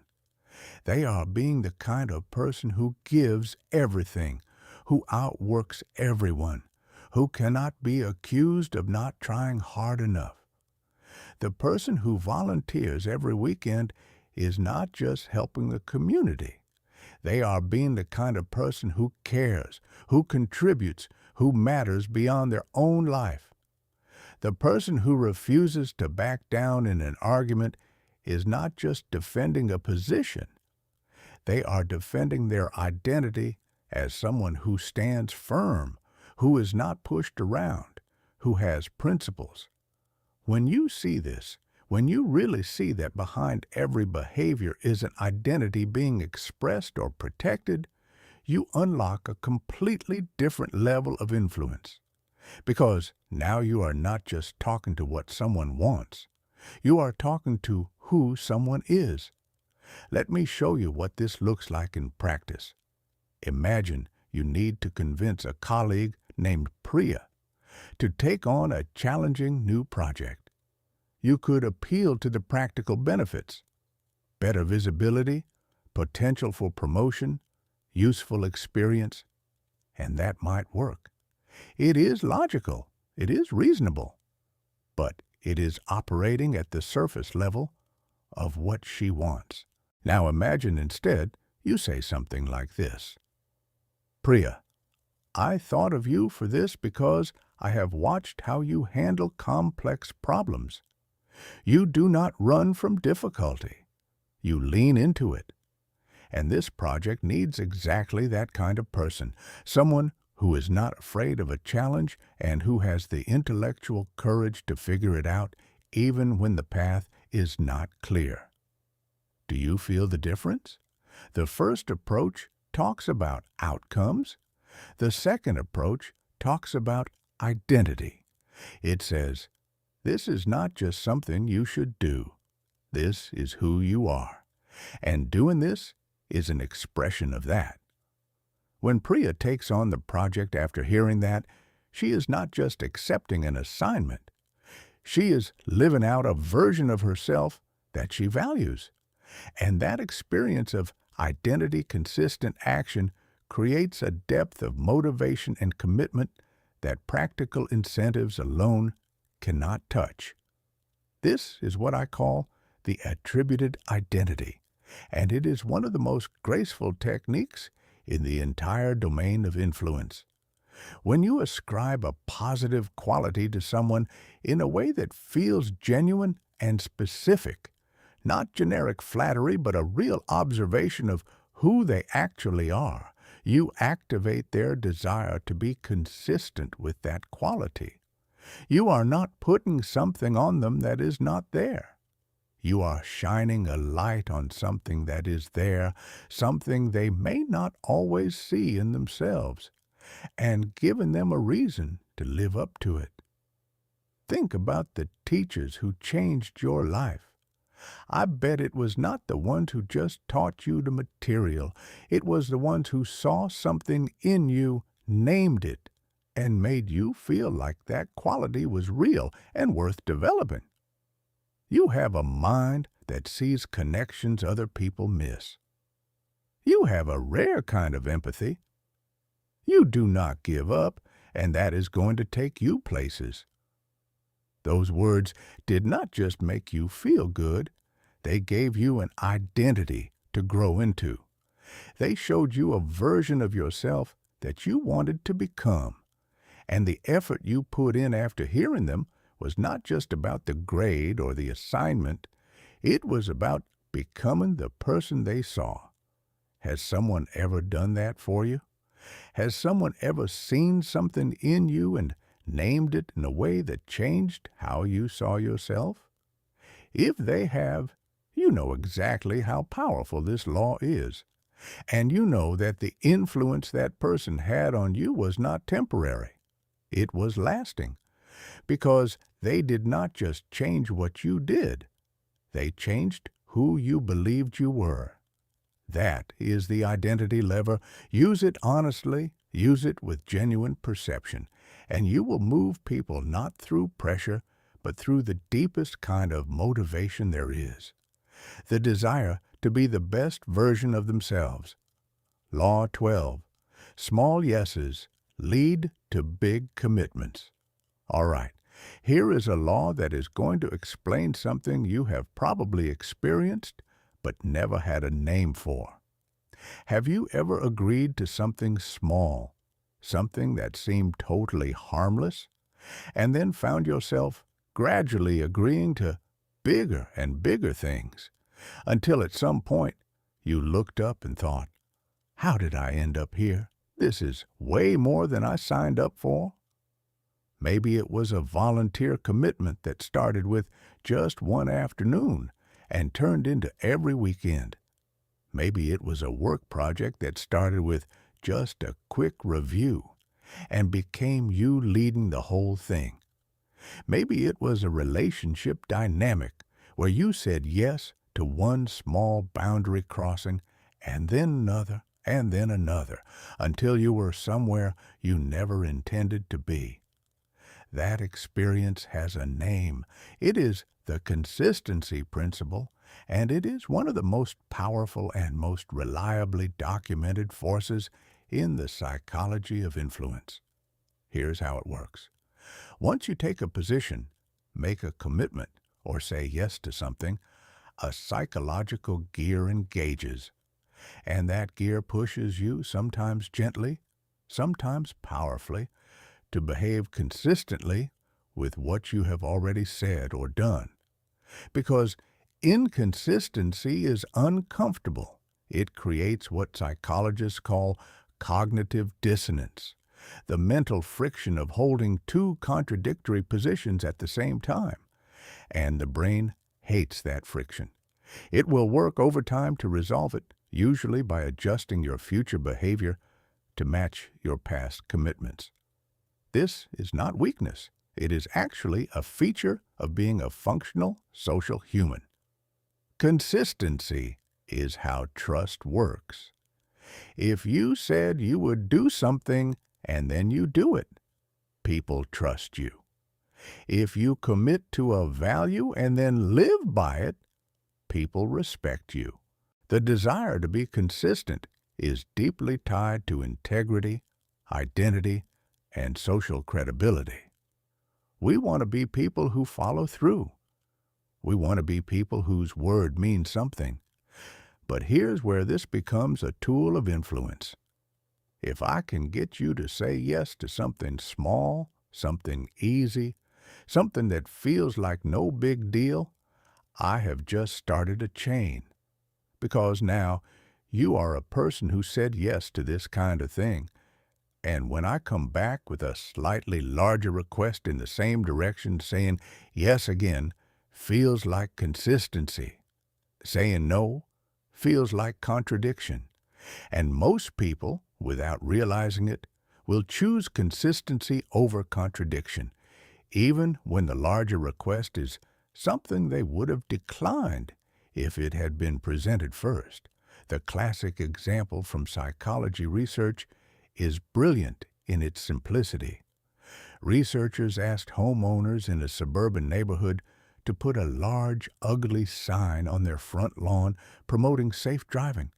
Almost everyone said no, but in a different group, researchers first asked homeowners to display a small, tasteful sticker in their window supporting safe driving. Almost everyone said yes to that because it was tiny and easy. Then, weeks later, they came back and asked for the large, ugly lawn sign. And this time, a dramatically higher percentage agreed. Not because the sign had become more attractive, but because saying yes to the small sticker had established an identity. I am the kind of person who supports safe driving. And putting up the larger sign was consistent with that identity. Do you see how this works? The small yes was not really about the sticker. It was about establishing a trajectory, a direction, a self-concept. And once that self-concept was in place, larger actions in the same direction felt like natural extensions rather than new decisions. This principle is at work everywhere in your life. The free trial it leads to the subscription. The first small purchase from a brand that leads to brand loyalty. The initial agreement on a general principle in a negotiation that makes subsequent specific agreements feel like natural follow-throughs. The first date that becomes the second that becomes the third, each one feeling like the obvious continuation of what has already started rather than a fresh decision. Now, let me tell you how to use this ethically, because the boundary here matters. Using the consistency principle to help people follow through on commitments they genuinely believe in. That is good influence. Helping someone build momentum toward a goal they actually care about by starting with small, achievable steps. That is leadership. Creating conditions where initial agreement with a real principle makes subsequent aligned action feel natural. That is integrity. But using this principle to trap people into commitments they would not freely have made, starting with deceptively small asks to build a chain that leads somewhere the person never intended to go, that crosses the line from influence into manipulation. And the distinction, as always, comes down to this. Are you helping them go where they genuinely want to go? Or are you using their own psychology against them to take them somewhere that serves you at their expense? Let me bring this home with something practical. If you want to build a new habit, start absurdly small, so small that saying no to it would feel ridiculous. Want to start exercising? Commit to 5 minutes, not an hour. 5 minutes. Because once you are the person who exercises every day, even for 5 minutes, scaling up feels like consistency. Quitting feels like contradiction. The small yes creates the identity, and the identity drives the larger behavior. If you want to build alignment with someone on a big decision, start with the principles. Get agreement on what matters before you get into the specifics of how. Because once someone has agreed that quality matters, or that the team's well-being is a priority, or that long-term thinking should guide the strategy, every subsequent specific proposal that aligns with those principles carries the weight of consistency. Have you noticed this pattern in your own life? The small commitments that grew into large ones? The seemingly insignificant first steps that set the direction for much bigger journeys? Once you see this principle at work, you cannot unsee it. It is running constantly, shaping your behavior and the behavior of everyone around you, whether anyone realizes it or not. The question is whether you will let it run on autopilot, or whether you will understand it well enough to work with it consciously. We are in the home stretch now. 3 laws left, and they are going to take us to the deepest and most important territory of this entire conversation. We are going to talk about the power of a shared enemy, the paradox of withdrawal, and finally, the one form of influence that outlasts everything else. Are you ready for the finale? All right, here we are, the final stretch. 15 laws of influence, and we have walked through 12 of them together. If you've been with me from the beginning, your mind is probably already working differently. You are probably already starting to notice the invisible architecture underneath conversations you used to just float through. You are probably starting to see the frames, the timing, the mirrors, the scarcity signals, all of it operating in real time around you. That is not a small thing. That awareness alone puts you in a completely different category from most people walking through their lives on autopilot. But we are not done yet, because the last 3 laws are going to take us somewhere important, somewhere that separates the people who merely understand influence from the people who use it in a way that actually matters. Let us begin. Law 13. A shared battle creates unbreakable bonds.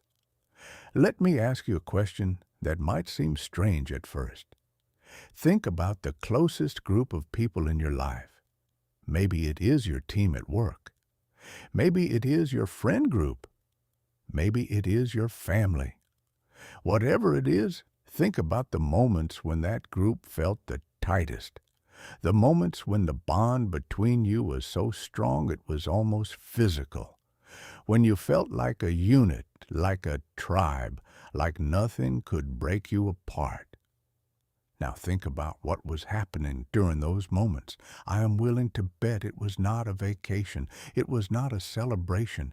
It was not the easy, comfortable times. I bet it was a struggle, a challenge, a shared difficulty that you all faced together. Maybe it was a crisis at work where everyone pulled together.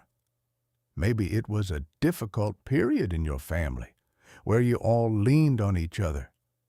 Maybe it was a competition, a rivalry, a shared obstacle that gave your group something to push against together. Am I right? Does that resonate with your experience? There is a reason for that, and it goes all the way back to the roots of human psychology. We do not just define ourselves by who we are. We define ourselves by who we are not. We define ourselves by what we stand together against. And when a group faces a common challenge, a shared adversary, a mutual obstacle, something extraordinary happens to the bonds within that group. They tighten. They deepen. Differences that seemed important yesterday suddenly become irrelevant. People who had little in common discover a fierce solidarity. The group identity crystallizes around the shared struggle, and the cohesion that emerges from that struggle is stronger than anything that peace and comfort could ever produce. This is the enemy principle, and it is among the most powerful forces in human social behavior.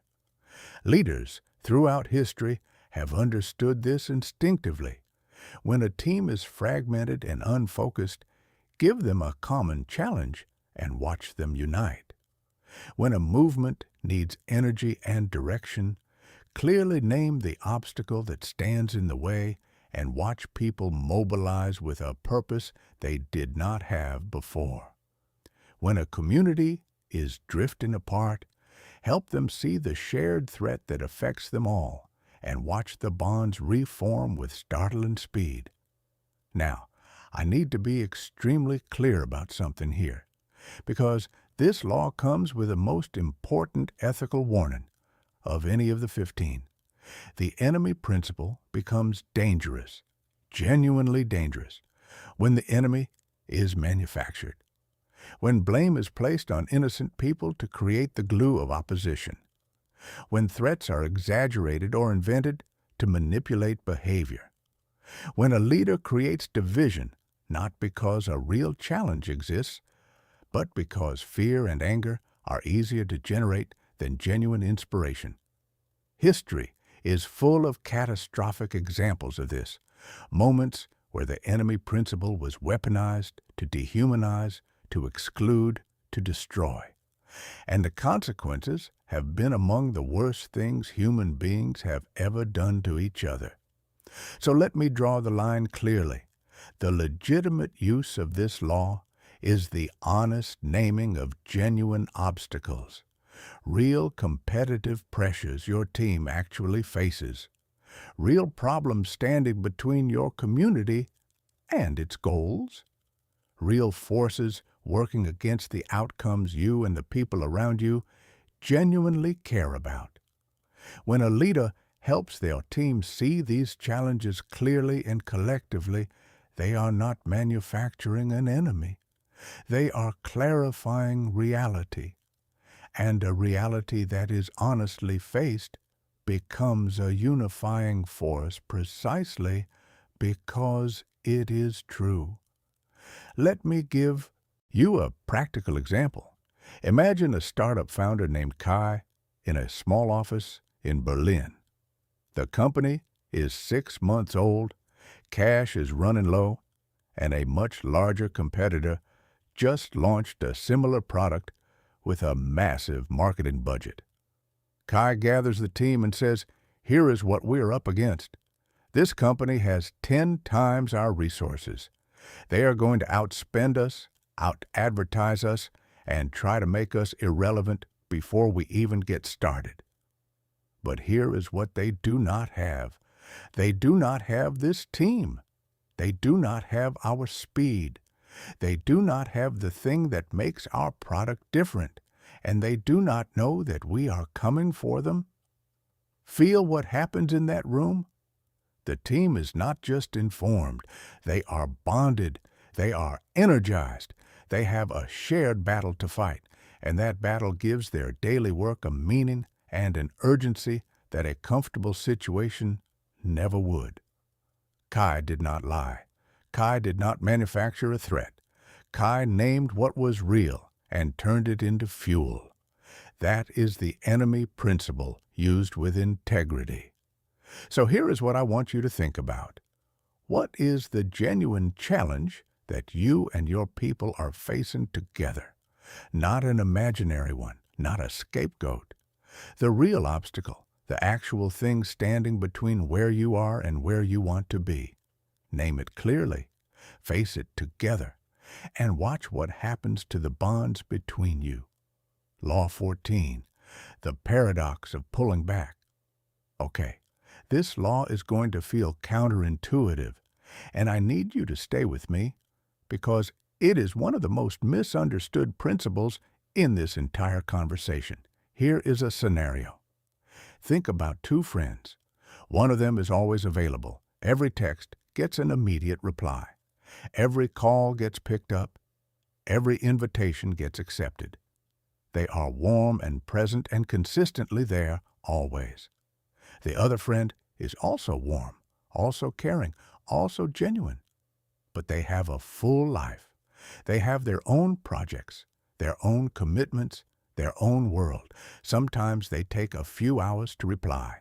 Sometimes they are not free this weekend. Sometimes they disappear for a bit, not out of coldness, but because they are genuinely engaged in something that matters to them.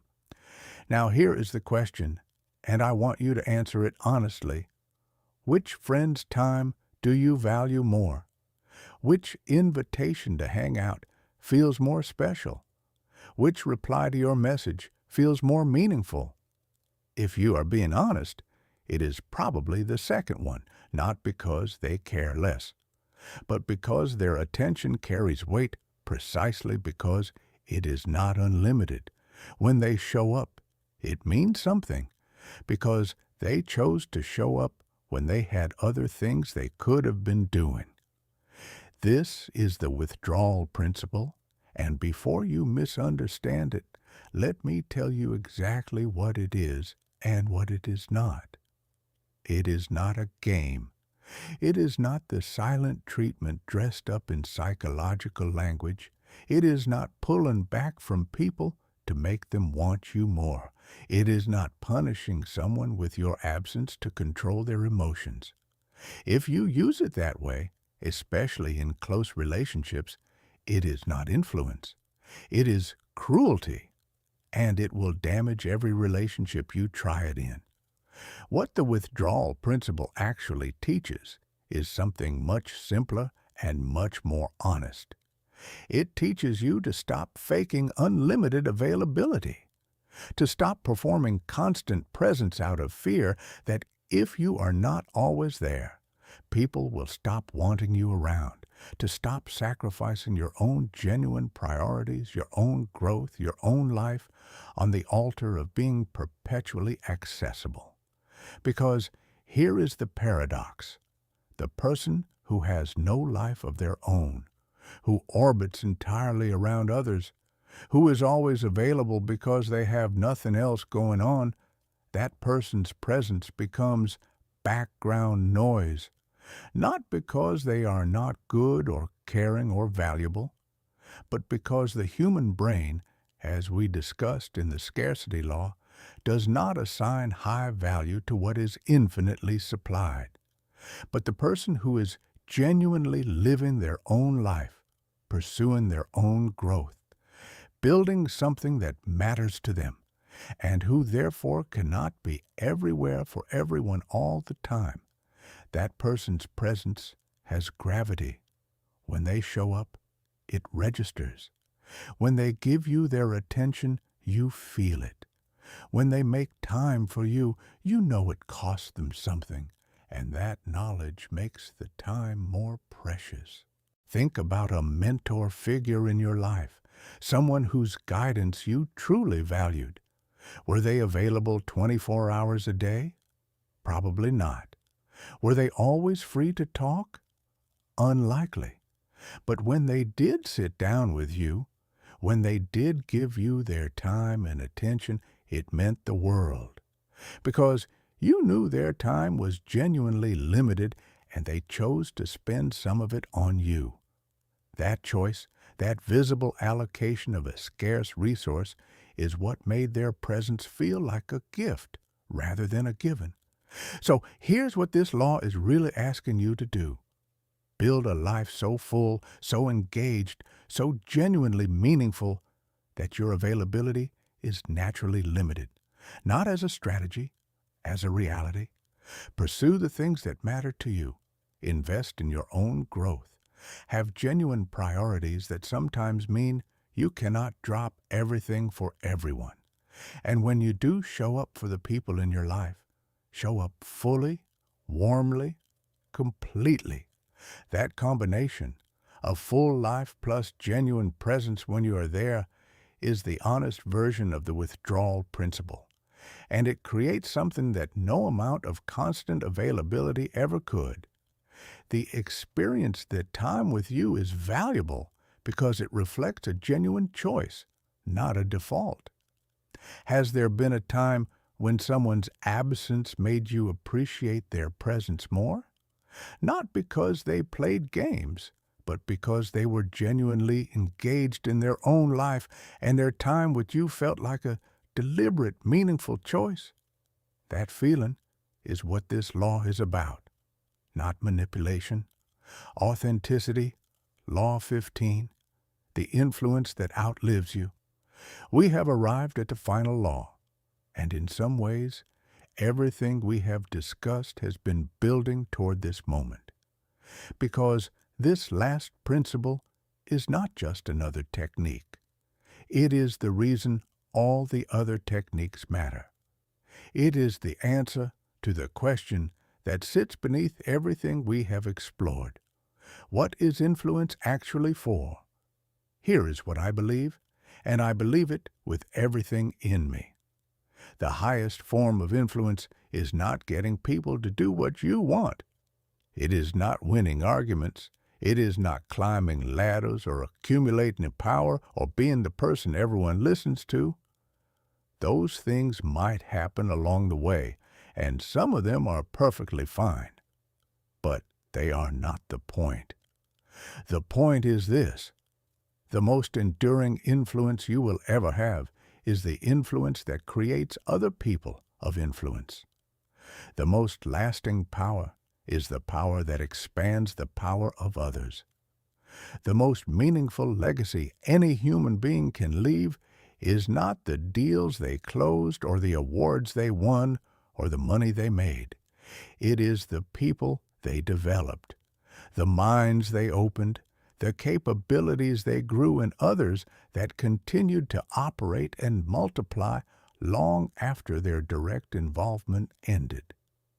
Think about the person who had the greatest influence on your life, the one who changed your trajectory, the one who made you more than you were before you knew them.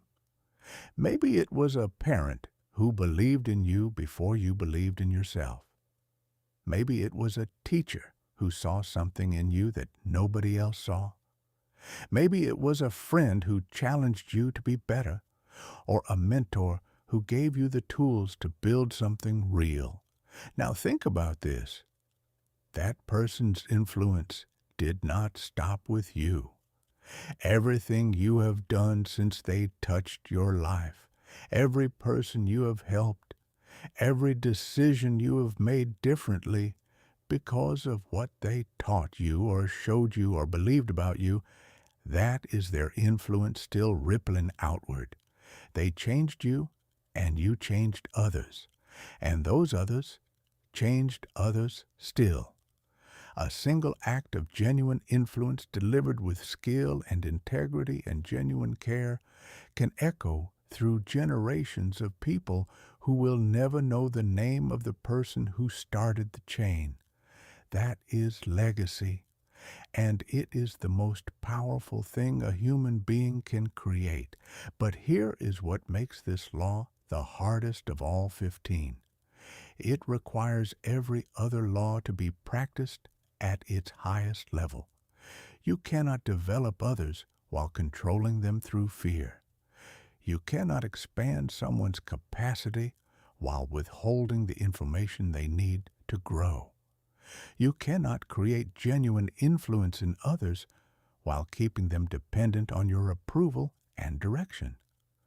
The person who leaves a true legacy of influence is the person who has used attention not to manipulate, but to genuinely see, who has set frames that helped others think more clearly rather than think what they were told to think, who has created awareness of genuine needs rather than manufactured false ones, who has mirrored others in service of real connection rather than calculated control, who has given generously without scorekeeping, who has let their natural scarcity communicate the value of their time without playing games, who has built genuine authority through genuine competence, who has offered real choices rather than manufactured illusions, who has had the patience to wait for the right moment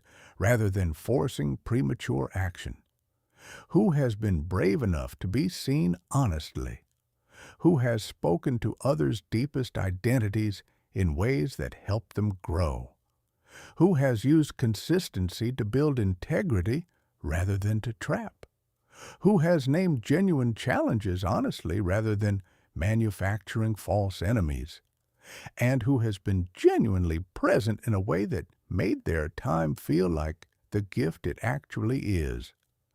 That person, the one who practices all 15 laws with both skill and heart, does not just leave behind a list of accomplishments. They leave behind a living network of human beings who are more capable, more confident, more aware, and more fully themselves for having known them. People who carry forward not just what they were taught, but who they became in the presence of someone who practiced influence as an act of genuine service. And that, right there, is the real code, not a system for controlling others, a map for becoming the kind of person whose presence makes everyone around them stronger, the kind of person who leaves rooms better than they found them, who leaves people better than they found them, who leaves the world a little more awake and a little more capable and a little more human than it was before they showed up. So here is my final question for you. You now have 15 laws, 15 principles that govern how human beings are influenced, how trust is built, how decisions are made, how people are moved. You understand the mechanics. You see the architecture. You know the code. The question that remains is the only one that ever really mattered. What will you do with it? Will you use this understanding to serve only yourself, to get what you want from people who do not realize what is happening? Or will you use it to become someone who genuinely makes the people around you stronger, more capable, more fully alive? Because the code is neutral. It is a tool, and like every tool ever created, its meaning comes entirely from the hands that hold it and the heart that guides those hands. I believe in you. I believe you picked this up not to manipulate, but to understand, not to control, but to connect, not to take power, but to build it in yourself and in everyone you touch. Now go. The world is waiting for what you will do with what you know.